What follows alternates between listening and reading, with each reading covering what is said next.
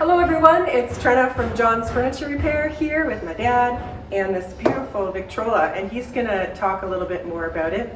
We're basically just doing a refinish on this piece, but there's a couple of things that we'll detail in terms of the actual function of the piece. I'm going to get a close-up here, and my dad's going to talk a little bit about the mechanism because he knows way more than I do about these things. So this one looks like it's been modernized by a plastic pickup head, which we don't know how that sounds, but we'll have to go buy a record somewhere and play it on here. It's pretty good condition inside. It's made by the Heinzman company. I think the cabinet was made by Heinzman, who also, I understand, made pianos in Eastern Canada. They collaborated with Victor. It's called a talking machine, so that's probably where that comes from. I'm going to take the platter off. We'll put a new felt on this platter. And we're going to take the bolts out and take the motor out and clean it up a little bit. Probably some oiling and adjusting. It has the speed control over here. And on the front of the cabinet, these doors open up is the volume control.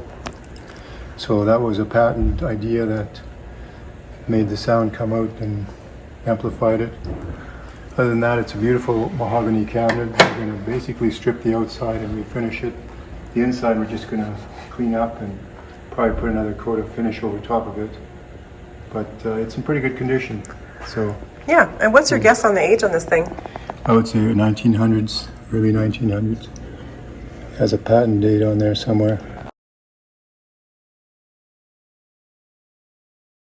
So Dad, what do you mean that how this is the sound control, these doors? Well, there's a cast iron horn behind these wooden slats, and it's made out of cast iron so that it doesn't absorb any of the sound. It amplifies it as the horn expands and comes out the front doors. And there's the motor back there.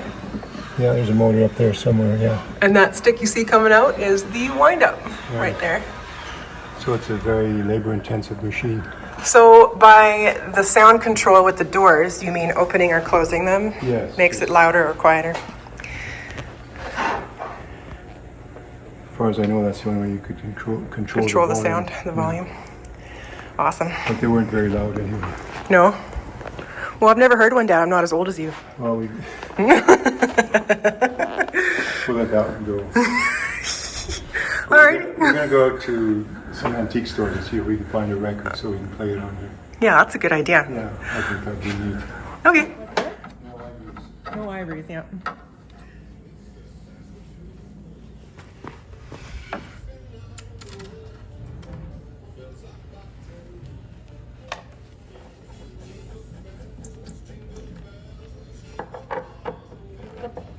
We'll call it the motorboard.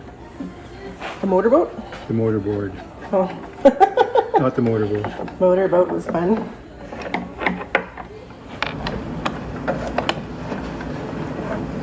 I think something else is attached. Oh, we're going now, Dad. Well, let's just let it wind out. So we've got the motor out. Just kind of pivots on these pins here. And this is how greasy and dirty the inside of this cast iron bell housing is. So I've just been picking up little needles, and I've found so many of them with a little magnet. But here it's kind of the easiest way to pick everything up. And Dad says sometimes you change the needle every record just to get a better sound. So I guess that explains why there's so many. So I've just been collecting needles because we don't need to keep those in there. So we'll give this a good clean, obviously. Dad's got the motor over there. It'll probably need a good cleanup. He was just noticing there's a couple of weights missing on the regulator, or what you call this, Dad? Governor. The governor. So if you see this bell weight right here is attached to a little leaf spring type thing. There's a hole here where another one would be. And then there's a whole spring missing here with one that should be there as well. So we don't really have access to a lot of the parts that go on these things.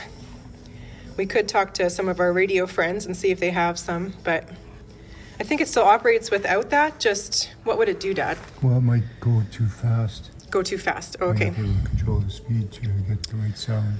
Oh, okay. So maybe that's why the speed control wasn't working very well. Okay. Anyways, you can see it's pretty dirty. Needs a good clean. Pretty good amounts of soot. Here's a cool little diagram that's still intact here. It's a maintenance thing. Or a maintenance thing, yeah, to lubricate stuff.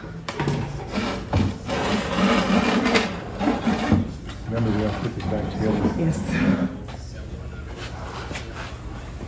So there's your speaker, built right into the bell housing. Speaking to the speaker, Trena. Ooh. That's loud.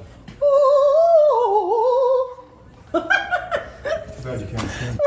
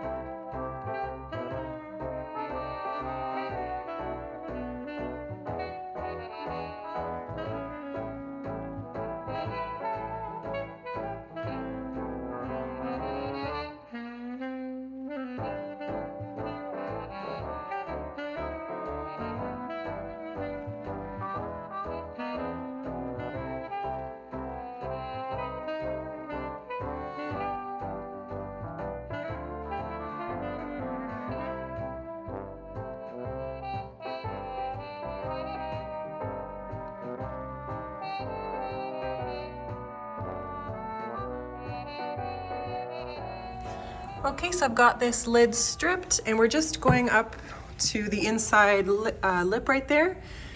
If we look at the top here, we've got a lot of little tappy tap dance moves on the top here from a little mouse or somebody tapping to the beat. So we're gonna steam these up. I've got the iron heating. I'm gonna get this all wet and try to pop all these little dents so we don't have to do so much sanding. Now this is a veneer. You can steam veneer. You just need to be careful with your moisture. If you look on the edge here, you can see where the veneer starts. It's not the thickest veneer, so we're gonna be careful, but we really don't wanna have to sand as much as you would need to get these out. So you gotta do this sometimes. There's a couple other things on this lid. We've got a pretty big chunk missing right here. And on the inside, there's a couple of areas where there's some damage.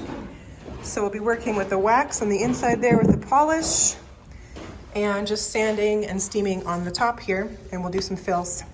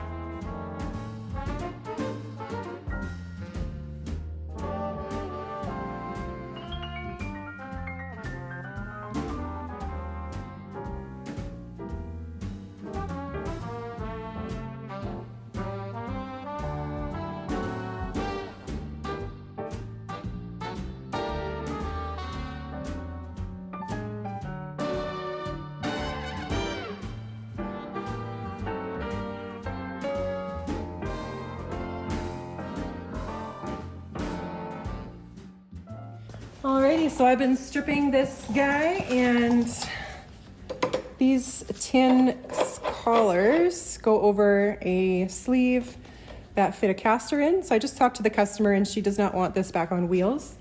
So we're just gonna pop off this caster. There's only 3 of these as well, so there's no chance I would get these again. So I'm just gonna pop these guys off. And they're already broken, so we're not gonna be too nice with them. We're just gonna get underneath and pop that whole sleeve right out of the leg. Here we go. So this whole situation sits on top of a little wooden collar here. Looks like someone tried to repair that one time. And so we're gonna actually just paint this like, I don't know, maybe black, or if I wanna make it pop, we'll do gold. And then we're just gonna put a glider foot on this because she doesn't really need it to roll around.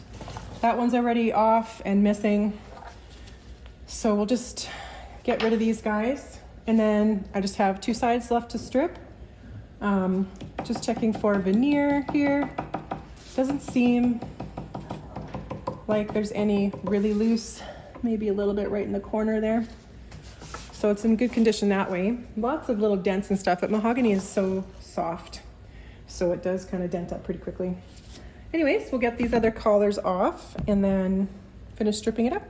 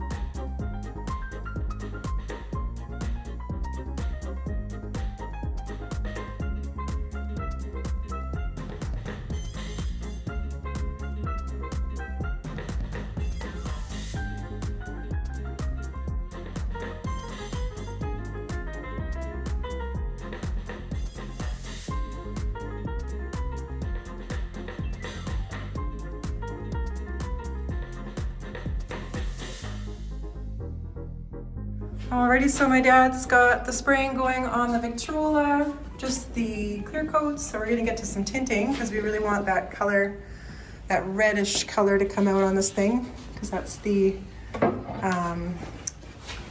original color, a little bit more red in there. So we've got the lid up here, sanded with 320, just going in and getting everything coated, and then we'll get the color going. And this beautiful rack is so very handy for this. So just got the expert on the finishing process here while I work on some other stuff. So I'll give you guys some little shots while he's going here. But it's looking good, Dad.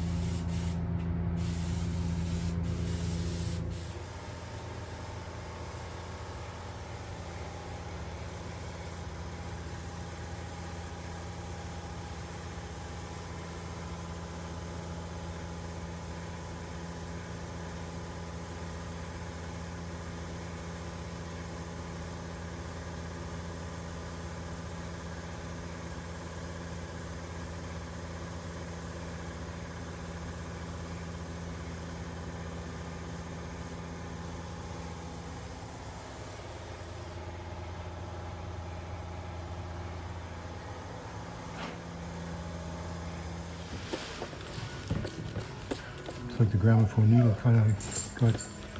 A little bit too far. Yeah. Just see what the record looks like.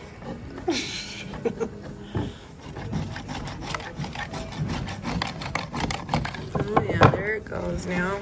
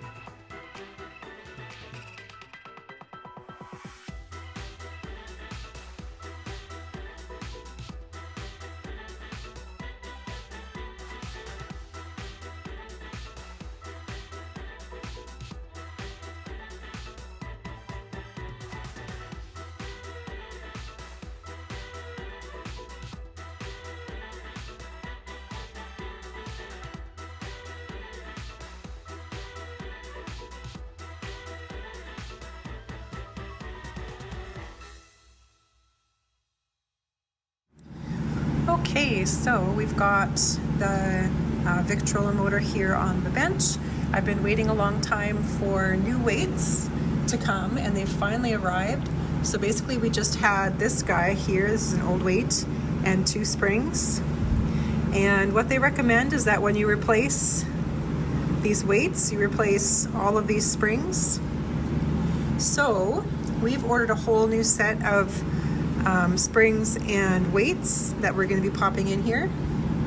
But before we do that, we're actually going to go through the little maintenance chart here, and we're going to oil all of the parts of the motor. I'm not going to clean the parts, they're not very dirty. They do have a little bit of buildup on them, but in terms of really dirty, it's not.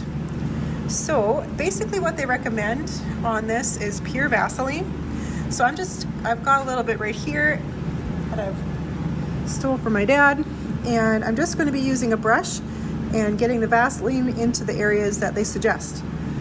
So starting from the top, and they've got really nice directions, is this little bearing here, and this is the governor, this whole situation here, and this is where those weights attach to. So we're going to get some Vaseline right on this bearing, just kind of push it into all the crevices and then take out the excess. And then there's a little piece of leather right here, and this is called the friction leather. So that actually is a little bit of a brake. When you turn the knob up here for slowing down the motor or the spring, this here turns, and this will either release or go heavier onto this piece here, causing it to slow down or speed up. So this little piece here needs to have some Vaseline on it as well, just so that it can keep sliding without friction. Right there. so that it's nice and smoothly working without too much friction. If you have friction, you get wear. That's where the crank goes in from the side there. The piece they would like you to put some Vaseline in here. Okay, I think that's it for oiling. Yep, I think we got everything.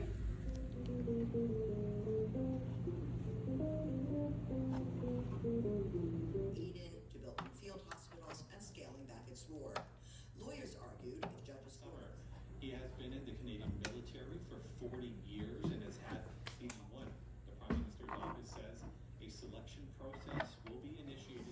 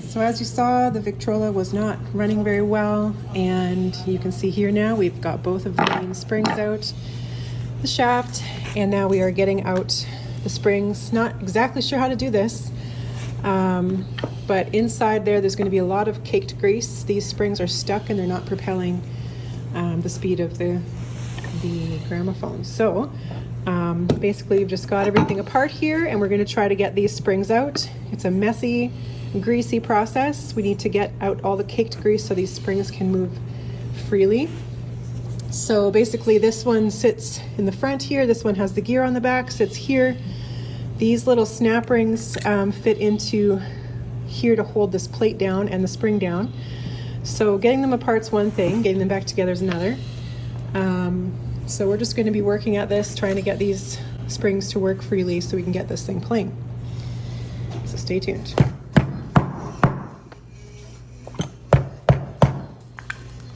All right. Really cakey.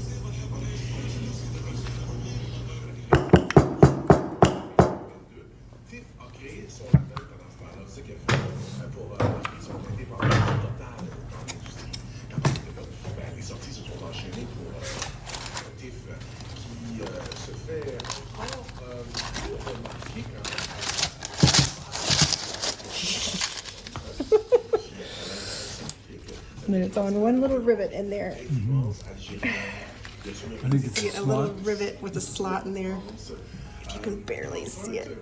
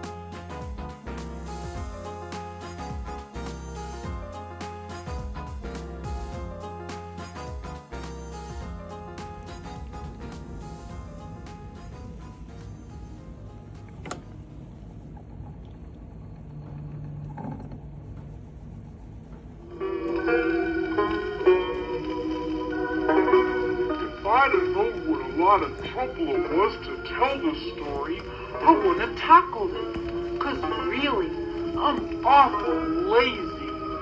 Well, anyways, my name is Huckleberry Finn, and boy, things sure do happen to me.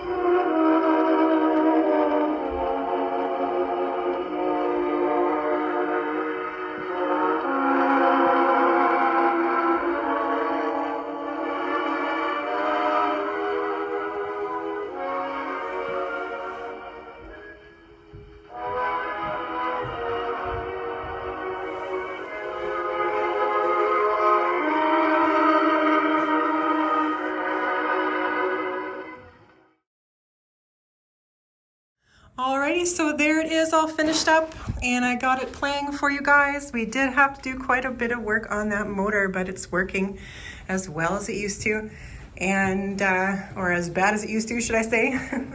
Everything's looking really great. All the hardware shined up really nicely, and we've got a couple of extra records that I'm going to give the customer in here. We even got a Huckleberry Finn story, so if you can hear it through the cracky noise. And we've got these speakers all looking great. So when you open these up, that noise really does come out quite loudly. So thanks so much for joining me on this one. Oh Lord, it's dusty. How is this a last video? It's been sitting up front here waiting for parts and for me to get that motor going. So excuse the dust on this last photo here. I'll get this cleaned up before our photos.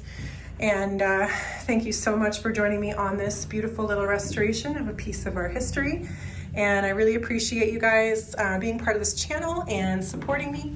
If you want to buy me a coffee, the link is in the description below this video. And once again, thank you so much for being here. I love all your comments and your encouragement. Cheers.